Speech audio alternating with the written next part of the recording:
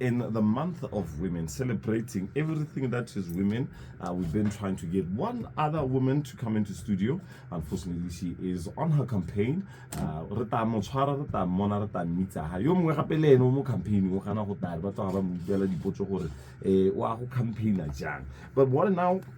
what we're talking about the Commission on Status of Women, or CSW, which will take place at the United Nations headquarters.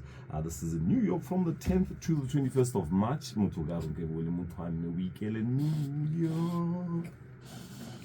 And I go in by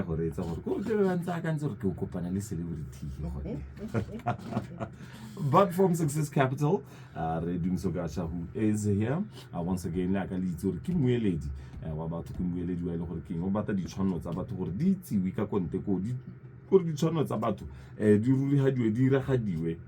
Hormotokamoso, as Kato had one Yaga who the same tap away. Came out 2000. A very good afternoon to you, Duma. Let's get into it. Tell us what it is that as Success Capital, because we know you are part and parcel of.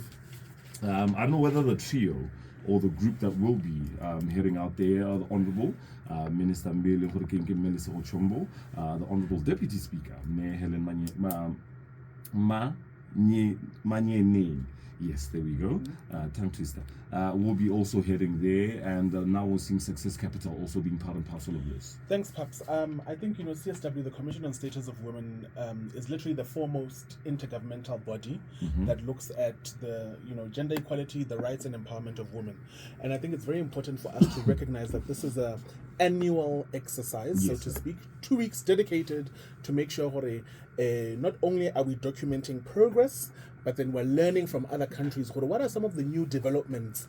I think it was last week last week when we were talking about International Sex Workers' Rights Day, and it was very interesting because that's one development that we can share where we say, oh, Belgium, for example, has decriminalized, and in fact now people have contracts in that profession.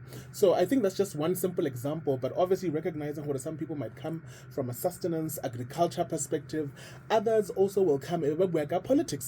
Recently we had our elections, of course, in recent memory, and I think it's very telling because there's a report that came out with UN Women that says that gender parity in parliament or in legislative bodies will take up to 40 years at the rate that it's going at the moment. And we know in the most recent parliament, if I'm not mistaken, maybe only one woman was elected into parliament. The rest were specially appointed. That's obviously a decline from the previous election cycle, which was deemed as an increase. So that's already very telling in terms of Botswana alone has regressed, right? And those are some of the things where people are then able to deliberate to say, we're not succeeding in our legislature. Botswana has a dualist system. When I found out I guess we only ever know one. More prominently. The second one. Apparently there are three, I think. So I was surprised, So for me, that at least is a mark of progress on the one other traditional governance system. And these are things that we should be unpacking because it is a reminder to say, you know what? It's actually going to take, and this is according to the World Economic Forum, it's going to take 134 years for us to achieve gender equality. That is worrisome. Because we've seen how nations differ in terms of setup. You have your Japanese, you have your British, you have your Russian, you have your American, Canadian, and then you have your African. With us, we've had this thing of putting culture before every and anything.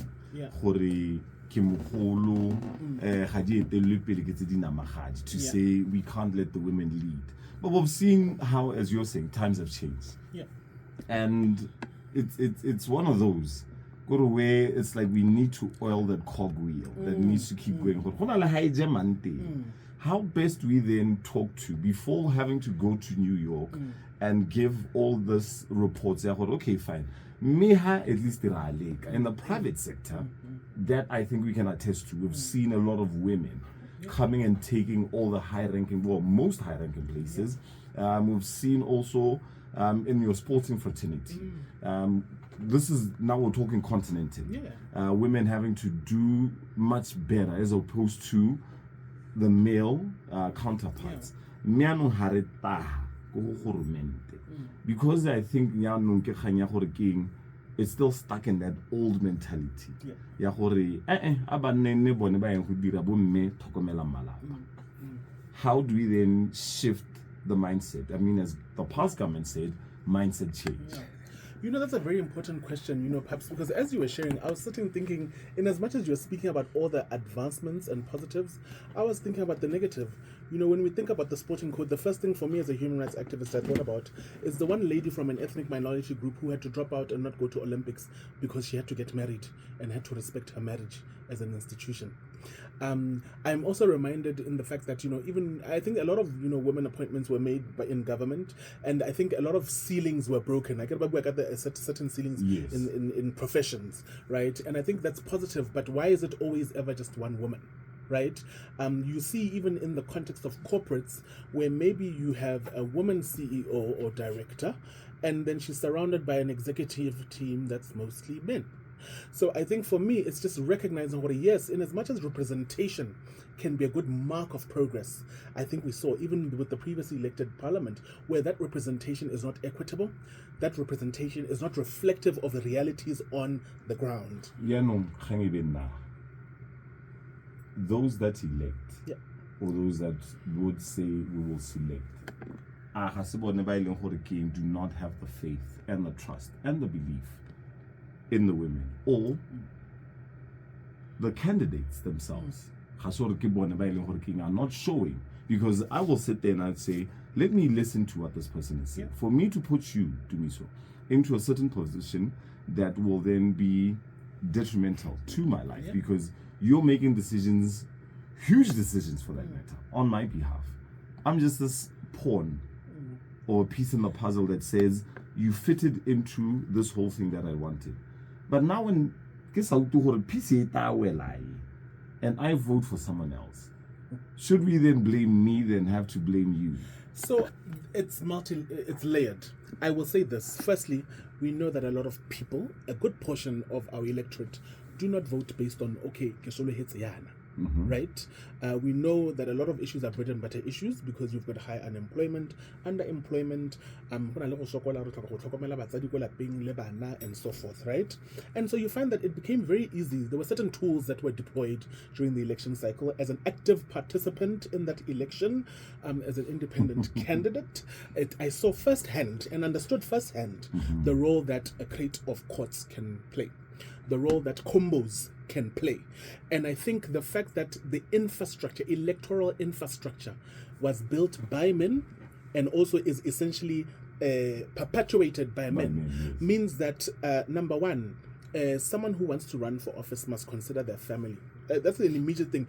Any woman will always consider her career and, you know, whoever else is connected to her, because and the reality is that because she can't be campaigning at 10 o'clock at night, you know. And when you think about the resources that are needed, I think it's also very clear, even those who are part of political party machinery, they still do not necessarily have the same kinds of resources to get branded t-shirts, to get enough posters out there, to get staff to help mobilize on their behalf. And for me, I think it's a bit heart-wrenching, because then the reality is it means that those who do have the means, those who do have the possible elite power, are obviously stuck in corporate and they wouldn't see themselves serving government. Let's go to CSW.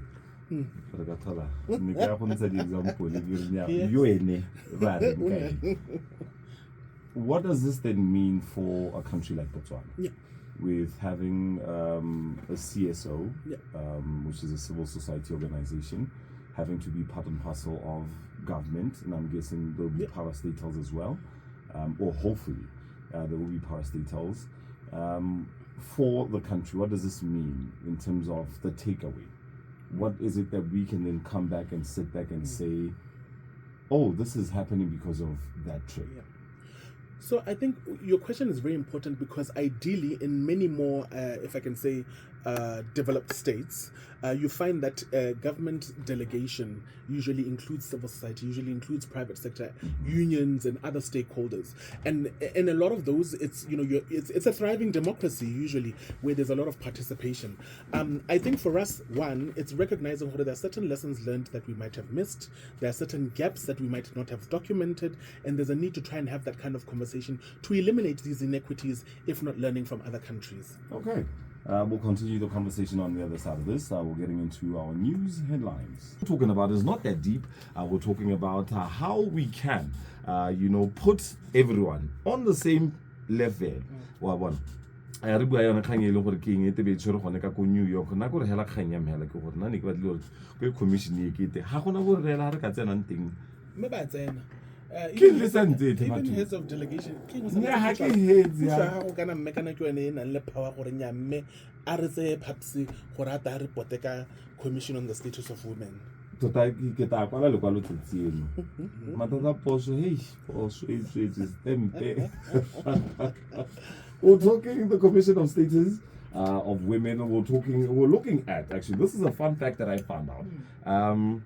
This is the fourth, they'll be marking the 30th anniversary, right, of the fourth World Conference on Women and Adoption of the Beijing Declaration on Platform for Action. Yeah. 1995. The Commission on the Status of Women, the Commission, it looks at having to look at the rights of women and children. Gender equality. Let us not say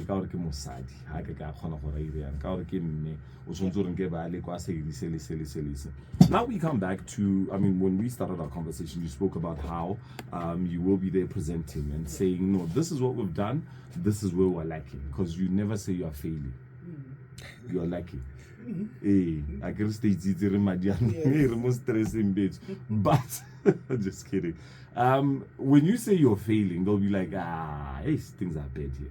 So you say we're lacking on this, but obviously it's a matter of our mindset change. The past government was talking mindset change, even though they didn't change much. We saw with the just ended a budget speech. 300 pula for new mothers to try and help. The provision of sanitary pads. The same criteria, but at the same time, this is a good, it's a step in the right direction. Looking at issues to needs, and I'm thinking we're talking about way before what's in 300 but at the same time we're looking at issues that I will just be here with my partner. We have a kid, we break up, and I'm like, since you broke my heart, I will not do anything for you. How best do we then have such a conference, having to empower the government, having to empower, as you did say, the private sector, having to empower civil societies out there, and obviously because government we need to be, as the general public, to do petitions. Civil society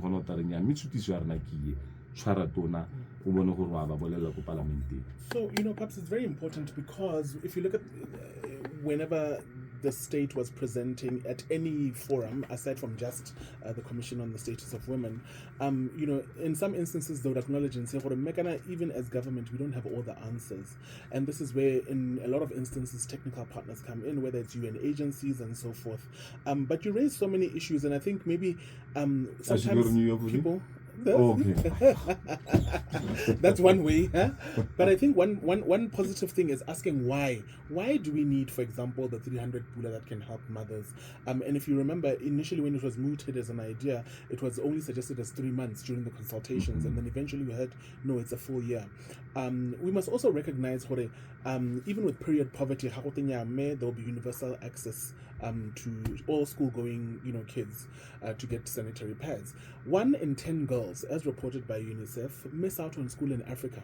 You must also recognize for that concentration, it might not necessarily be Mohaburuni, it could be ko Mokane, it could be ko Matengwane, it could be ko Kachikau, kana ko Kasane, kana Kazungula. And I think it's important for us to recognize that we wouldn't necessarily want the girl child to lose out on education as a result of not having something so basic as a sanitary pad, which is positive. I think with some of these enablements, these social protections, it's recognizing that in many instances, mothers who tend to give birth might not always have their partner, or they're not in the same relationship, or even if they're in the relationship, maybe because of unemployment, both parents are not employed. And in instances where they have to end up relying on motsadi or relying so it's recognizing, and I think for us as Success Capital, we're acknowledging and saying, when you say you want a targeted approach, remember even assessments that happened COVID-19, there were certain people that were not getting it because maybe they were not deemed too poor enough, but they certainly couldn't necessarily afford, and let's not forget what certain households you might find that Omo is a beneficiary of the poverty eradication program, and then the entire household because they all don't have income, right? And so I think these are some of the realities. Haribaka abject poverty, haribaka income inequality. Maybe in 1 month you don't have enough income, but at least I think one positive is the fact that this one element of a social program, it's recognizing for a mekana at least at a bare minimum. So that and we know that we've got a lot of difficulty in people. I think we've already discussed how the court processes are cumbersome. If you've got a newborn infant, so that I can see some form of I get maintenance. And the reality is there are many women who prefer not to, as a result of maybe it's pride or wanting to safeguard their dignity and not wanting to seem like they need assistance. When in reality, those mechanisms were there to make sure that they lessen the burden of having a child. Because we also know that you can't freely go and make a choice or you want a safe abortion. That's not allowed. It's only allowed in certain parameters.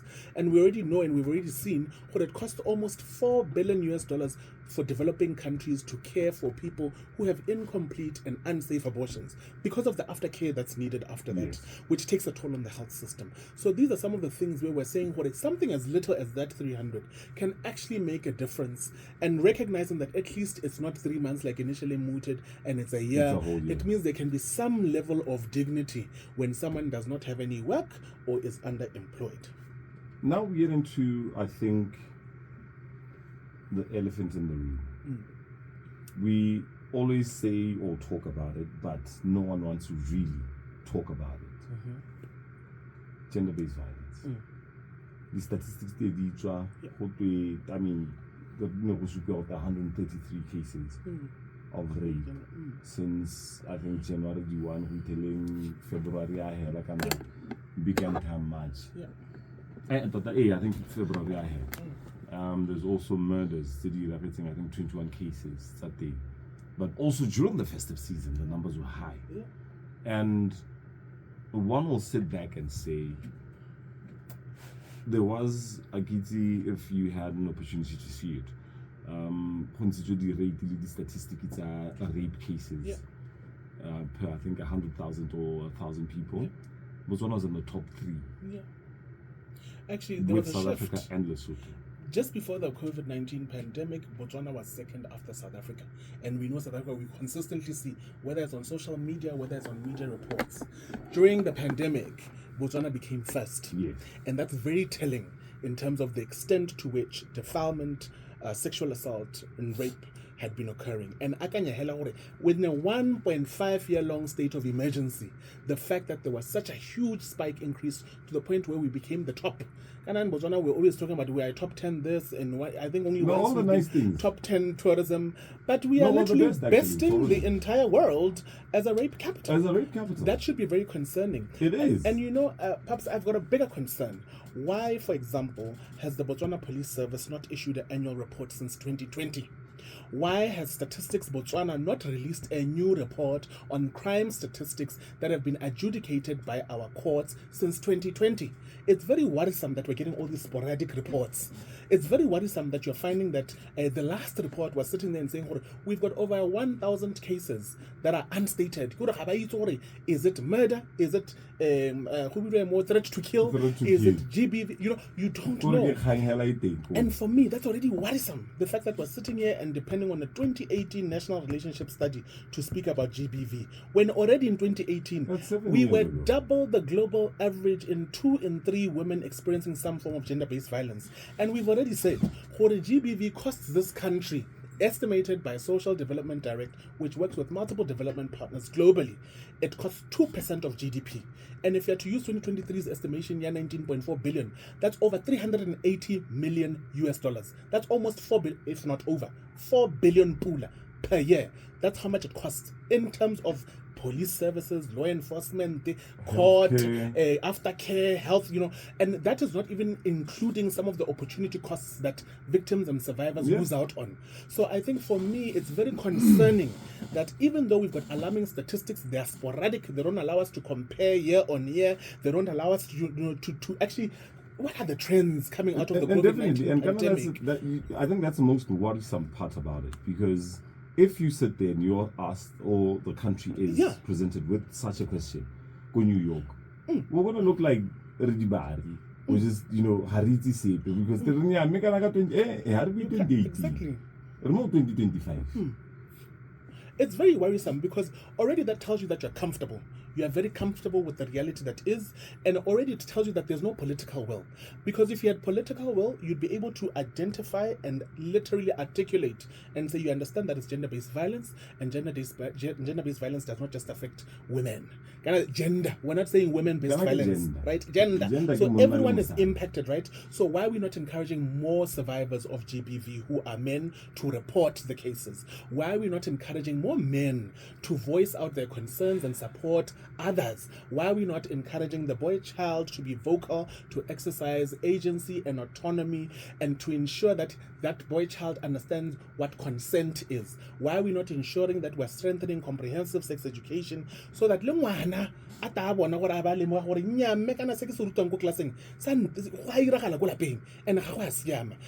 you must report that issue. And as the commission says, I will read this. This is what it says. It says the commission, during the commission's annual 2-week session, representatives, from UN member states, civil society, the main focus here, this is what we're going, will be to review and appraisal, of the implementation of the Beijing Declaration, as we did state. But there was a point I was looking for. Yes, this is the one. The CSW is instrumental in promoting women's and girls' rights, documenting the reality of their lives throughout the world, and shaping global standards on gender equality and the empowerment of women and girls. How the shaping? Going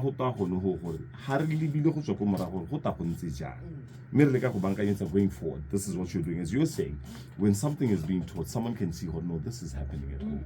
This is how you're shaping this young girl. This is how you're shaping this young person to say, I need to know, or I must, or I have the right to decline when something of this sort is being done. I have the right to speak up when something of this sort is happening. Because if we sit back, as you're saying, and have, this cultural norm, as I put it in air quotes,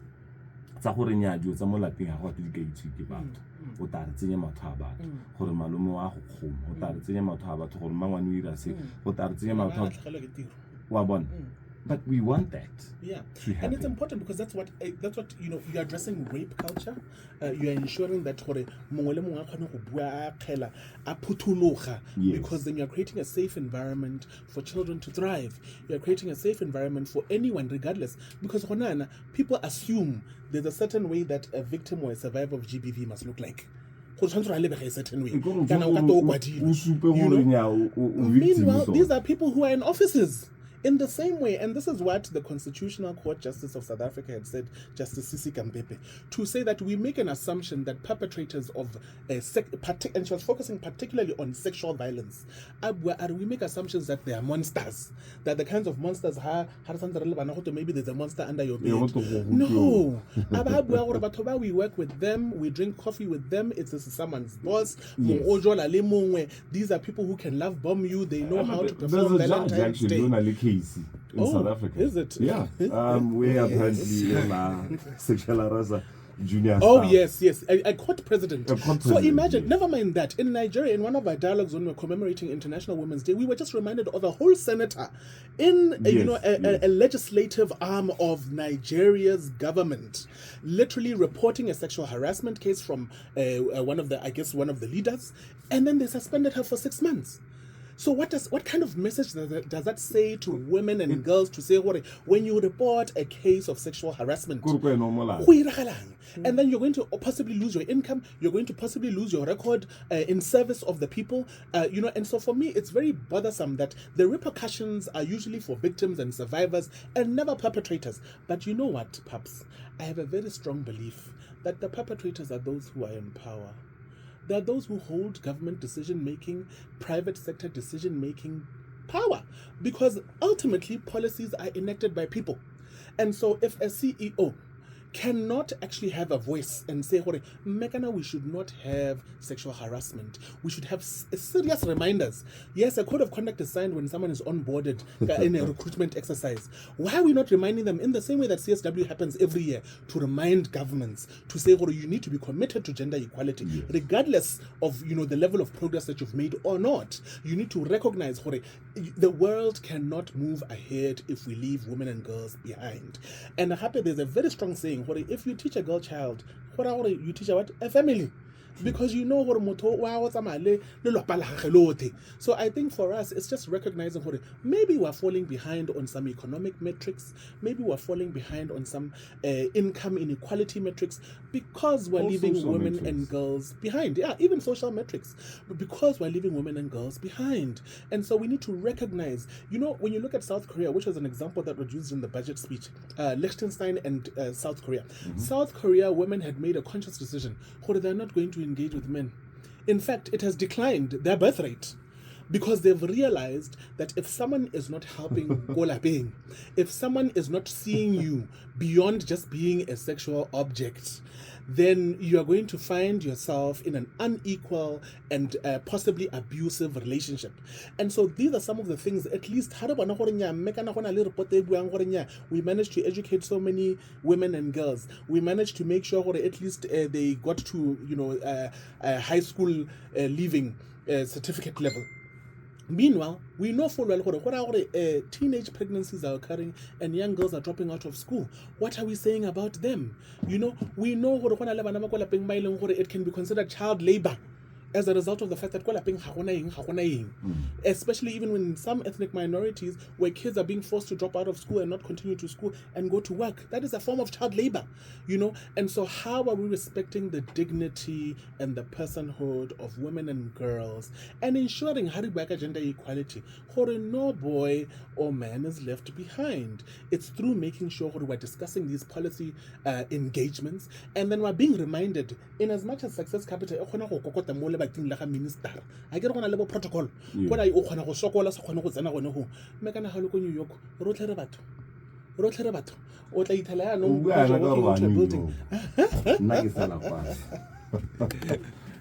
thank you for coming through and discussing this. We wish you all the best with all the entourage. Things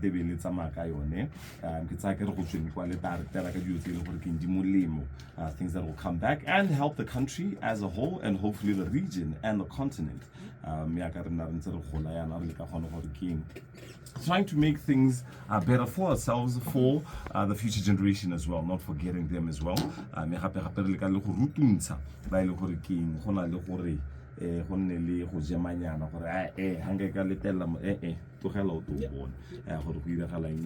Ninja Boy. This is a song that we're parting ways with.